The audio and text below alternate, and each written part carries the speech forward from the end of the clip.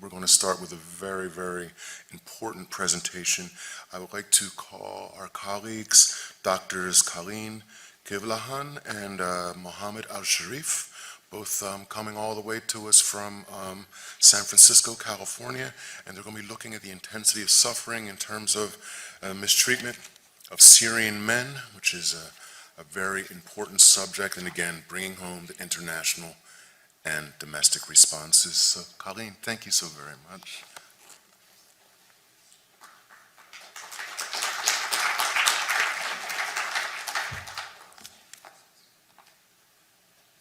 I think I'm on, yeah?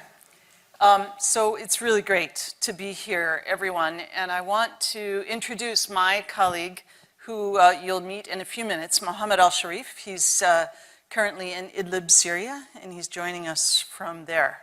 It's a real honor to be co-presenting with Mohammad. So first of all, I want to say that this symposium focus really touched me. When I first got the email about it, it was at the end of the project that I'm going to describe right now, and what I realized is it's exactly what I just did for the last 10 years. And that is to try to understand the global implications of forced migration on all of us, on our domestic situation, and frankly, every country's domestic situation. So today is about men, I'm happy to say. I've been seeing male survivors for more than 25 years. And what I realize is that it's fairly easy for me to relate to the women in front of me. And with men, I have this opportunity. I have boys at home, 3 sons. I have this opportunity to hear them in ways that I now know is extremely important to them and to their families. And one of my teachers for that is Mohammad, who is with me today and has been with me for the entire 10 years of this project. So it's all about men right now, and I hope that I can show you the profound implications of this. I have no disclosures.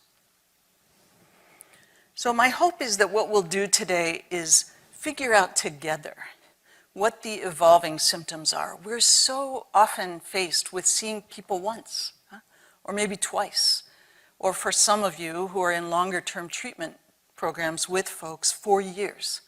But frequently, the literature is focused on short-term symptoms. So my hope is that together we're going to discover what happens for these men over time, their longitudinal evolving symptoms, how that impacts their family and their communities, and then what do we do about it? How do we create interventions for these men that reduce their suffering, their displacement, and their impact, frankly, on their communities? So a quick look at the literature. As I said, we know a lot, actually, about acute and chronic psychological and physical findings associated with sexual violence, and all of the men in the project had both sexual violence prolonged and torture as well. So we know a lot about the superficial symptoms of sexual violence, but we know it primarily from key informants, groups of NGOs talking about the men they've seen. We know very little from the men themselves, and all of the data you're going to see today is self-reported. The literature also is rife with self-reported data from a single point in time for groups of about an N of about 20 to 30. What we know from the Bosnian work is that men are extremely avoidant to talk about sexual trauma after it's done. And what they'd rather talk about is things that matter to them right now, and that's jobs, the fact that they're displaced, the fact that they no longer have intimacy in their families. And they describe their sexual violence episodes as torture, not as sexual trauma. So it's very difficult to get a deep sense of what's happening with these men. And the major gap is hearing from them long term. In the study, we used the ICC definition of CRSV, conflict-related sexual violence. which is very broad. So going from all forms of rape through forced witnessing, forced nudity, all of those things that we know have a major impact on men for a long time. So what do we do? Our goal, I think I've said it enough, is the evolution. What happens from the time of detention to some time at a later point? So we did an observational cohort study of 106 men, all detained in Syrian regime detention sites. They all had sexual, physical, psychological torture, and sexual and reproductive health symptoms and conditions. They all had a forensic medical evaluation, and they were confidential referrals for those forensic medical evaluation during conflict by doctors like Mohammad, who are victims themselves. So it was a very difficult data collection for these men in difficult times, still living in Syria. So how did we do this? We couldn't go back to detention time, and we couldn't go back to that immediate post-release time. So we developed a strategy of looking at 4 times in these men's lives. The first was their recall of detention, just like we do now when they come across our borders. We asked them about those traumatic events. The second time was the post-release. So what happened right after you got out of detention? What were your symptoms? What were you feeling? The third time was at the forensic evaluation. And the fourth time was during the semi-structured research interview that our doctors did with these clients. So we looked at past symptoms by recall for time 1 and time 2, stay with me here, and then time 3 and time 4, the forensic evaluation and the semi-structured interview were all concurrent symptoms as well as their recall symptoms. Referrals came from everywhere: emergency rooms, family members, NGOs, service partners, etc. And the FMEs were all done, the forensic medical evaluations were all done by lawyers and doctors for human rights. It's a Syrian NGO that practices now in Turkey. Mohammad and some of his colleagues, about half of the doctors, are still living and doing this work in Syria as we speak. The physicians were all trained in the Istanbul Protocol over a 10-year period recurrently. I was probably there 4 times a year with them on these trainings, and they've now documented more than 700 cases of Syrian regime detention since 2011. They use the same format. They push for consistent data collection here and the power of this data. So same standard format for the forensic evaluation. It was retrospectively reviewed, the doctors looked at it, and then 5 of the LDHR doctors were our researcher interviewers who we trained to do this work on their semi-structured interview. They were all in Arabic, they were all a couple hours long, and we used open interview techniques with guiding themes and guiding questions, but as you can imagine, each were somewhat variable in what the men wanted to focus on. So what were our findings? Before people were detained, look at them. They were married, childless for the most part, Muslim men, Sunnis, with more than a high school education, and they were stably housed before they were detained throughout Syria. Their median age was 28 years old. These are not 15-year-olds. As you can see, we do get down to 15, and some of our men were 55. But their median age was, they were working, they were finished with their education, they were married. They were all detained for at least once, but as you can imagine, and you'll see the data, they were detained for variable lengths of time. So making the methodology even more difficult than the 4 times, where all of those 4 times were different for each man, as you can imagine. 91% of them were detained in military intelligence sites, the worst sites for the torture. And 60% of them also were detained in other sites, regime sites throughout the country. Their mean number of detentions was 1 to 4, but we had a skew that you're going to see here in a second. The mean duration was 19 months. Now, most of us couldn't survive in those detention sites for 1 or 2 days. And there were big signs that said, once you come here, you will never leave. At least you won't leave the same. So to have a 19-month detention as our mean duration with a range on the median up to almost 10 years in detention. Many of these men were moved, as you see in your interviews with them, moved to multiple detention sites throughout this period of time. 40% of our men were in detention for more than a year. So what happened to them there? This is their self-report. What I want you to notice, x-axis is the types of sexual violence, like we talked about initially, the ICC definition, and on the y-axis is the prevalence. So 97% of our men were forced nudity, and this was not just about a search. This was throughout detention. 94% with sexualized verbal abuse, with threats, 80%, and 45% of them said there was direct violence to their genitals in addition to being forced nudity, etc. throughout. So profound sexual violence. I want to take a minute on this. I hope you can read it. And if you just focus for a second on, we have the times here, and then look at the bold words. So during detention, what did they tell us? Body pain, 100% of these guys described extraordinary pain during detention. They also described shame, difficulty sleeping, prolonged, intense fear during that time, never knowing when they were going to get out or what would happen in terms of the next interrogation. By time 2, the post-release, so they're out now. Some of these men are detained again very quickly after the first detention. And they had intrusive memories, nightmares, avoidance, weakness. All of that stuff you hear begins happening in the post-release period.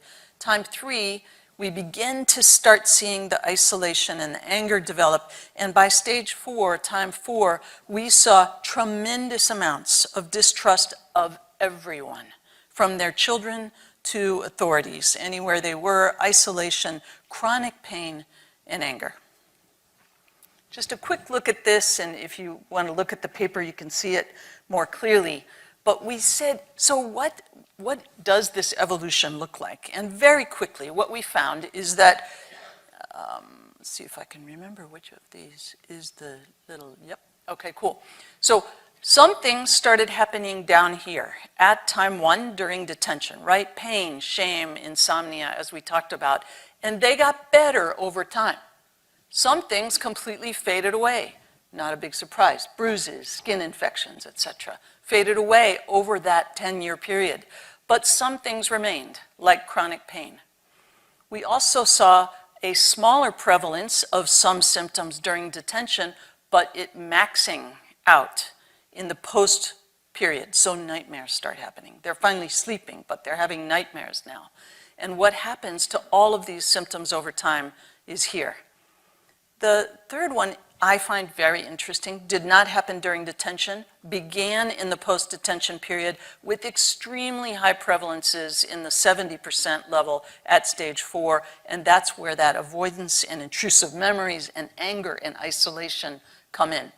And the last one is most worrisome to me. There were 3 exceptions to this entire pattern, and they were here, and that is that they are at their peak in time 4, lack of trust, anger, and isolation. All right, we've talked about some of these, but just a quick reminder, they not only were sexually abused, but they were physically abused. 90% said they were hit, beaten, etc., blunt trauma. 60% said they had multiple devices used against them. 48% were electrocuted, most on the genitalia. And 80%, this is a special Syria phenomenon, we've never seen this in the world literature outside of Syria, 80% of these men were suspended or put in forced positions for prolonged periods of time, along with sexual violence. So I'll just go down to the bottom, which might disturb you, and that is that the majority of them had absolutely no idea where to go from men afterwards, and didn't go. And 60% of them said they were too embarrassed to seek services. 3%, 10 years later, 3% of our men believed that going somewhere for support was a major source of strength for them. So what did we see? Starting with fear, moving into pain, moving into anger, isolation, and mistrust. So what does this mean for us? And we'll hear from my colleague in a second here from Idlib, is that most of these guys were displaced. As the NCTTP said, we start with dislocation, we start with forced migration. Most of them were displaced, they had multiple forms of trauma. And what do we know about angry men?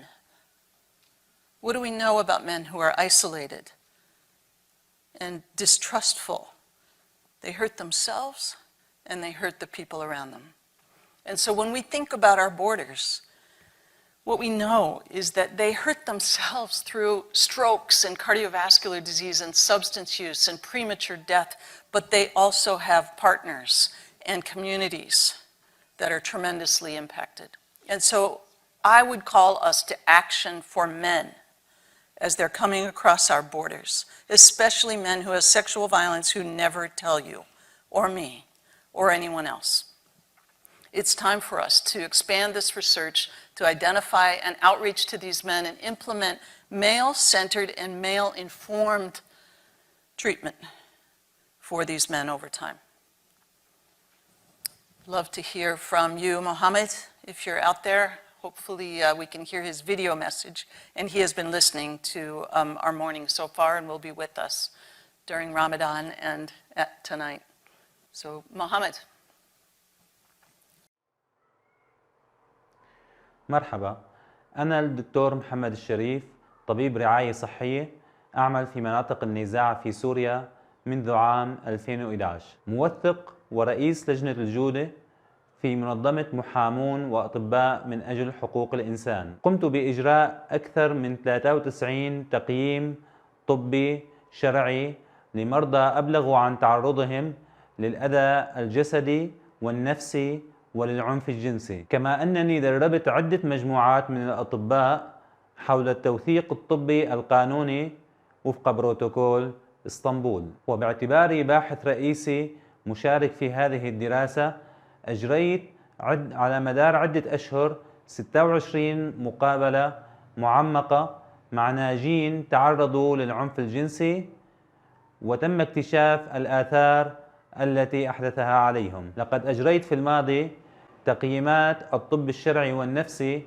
مع تركيز أقل على التأثيرات الشخصية الحالية على الناجين. بعد المقابلات التي أجريتها أذهلتني التأثيرات واسعة النطاق التي يعاني منها الرجال، وتشمل هذه التداعيات تأثيرات شخصية واقتصادية واجتماعية وقانونية وعائلية عميقة. بالنسبة لي كأب وزوج وطبيب لا زلت أعمل داخل سوريا، فقد أصبحت أكثر وعياً بالمسؤولية الملقاة على عاتقنا لدعم الشفاء الكامل للناجين الذين نتعامل معهم. وبعيداً عن الصدمات الجسدية وعواقبها، فعلينا أن نعترف أن التأثير النفسي على الرجال لا يتم التعامل معه بشكل كافي، ليس فقط بين الرجال السوريين، بل أيضاً بين الرجال في أوكرانيا وغزة وفي مناطق الصراع والحدود على كل أنحاء العالم. وأظهرت المقابلات التي أجريتها دور العنف الجنسي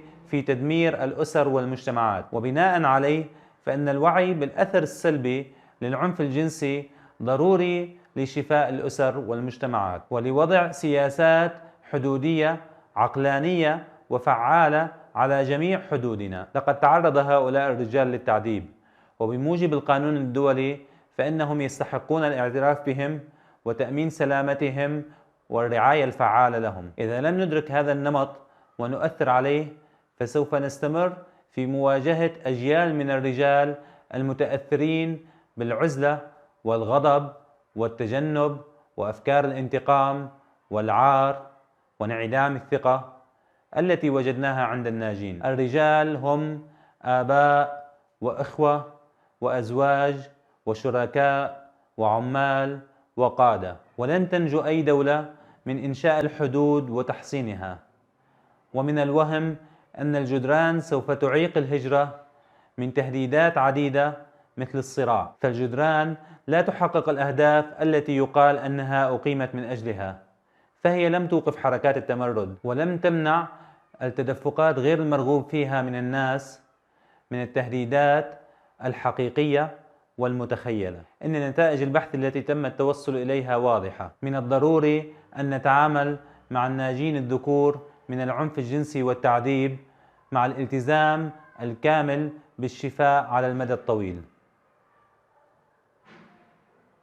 أشكركم على حسن استماعكم وأتمنى لكم التوفيق جميعا. Thank you, Mohammad. I know you're right there with us. I wanted to just give you, in closing, our bio information and the paper. Thank you.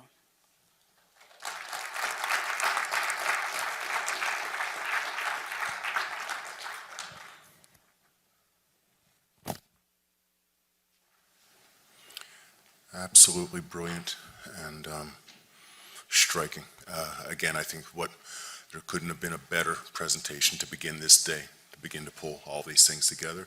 Let me check and see. I think we'll go at least a couple minutes for questions. I don't know if there's anything coming in from outside or folks within the room. If you have any questions for our amazing presenters. Including for Mohammad as well. Good morning, Mohammad. Okay, Sarah, anything from outside?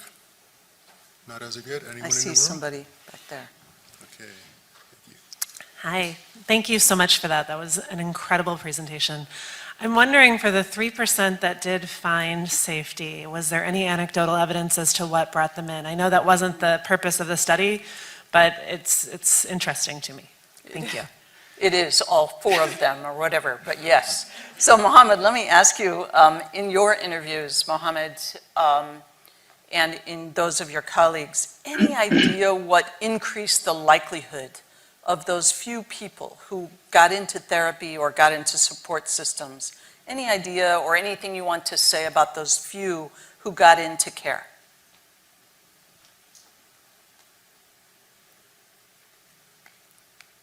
نعم شكرا كورين بداية Thank you very much, Coleen, على العرض الجميل for this presentation, and I would like to thank all the audience. ذكرت As you said, من الناجين only 3% of the survivors who tried to receive services because of the different obstacles that prevented them from getting any services, including the stigma in a community like the Syrian community. There are other obstacles, such as the lack of centers for men, or even the distances between cities, or financial obstacles that prevent them from seeking such services. So all of that prevented survivors from seeking such support services. This showed, this was presented in the finding that only 3% of those survivors who suffered, although all of them suffered from psychological and physical problems, only 3% managed to find such support.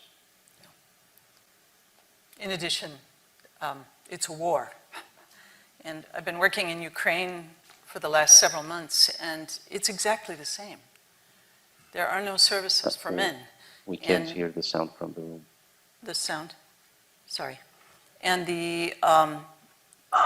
what the forensic doctors told us is they've never seen sexual violence in men. And so it's a whole new phenomenon, which it was for the Syrian doctors as well. Please. We have a question from the virtual. Of all the challenges faced by Mohammad and fellow survivors, what do you find to be the most salient issue of providers to be cognizant of? So, Mohammad, I'm going to reinterpret that. So the question was, of all of the symptoms that you see in men, you and your colleagues, what do you feel is a message to those of us who are seeing men in our practices about what to be most aware of?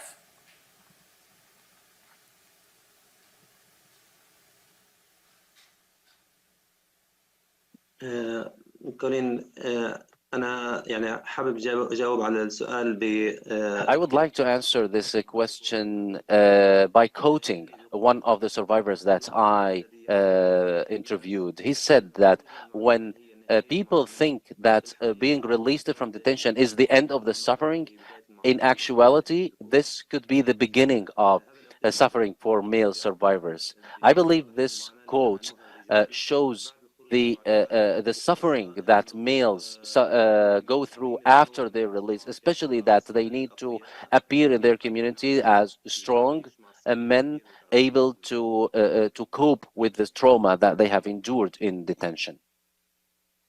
Thanks, Mohammad.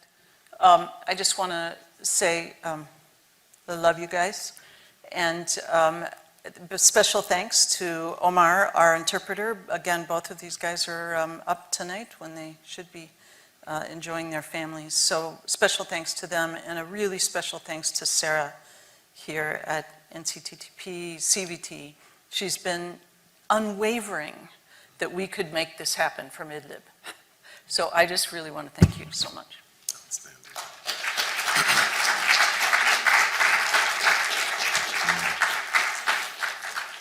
Again, thank you so very much for that.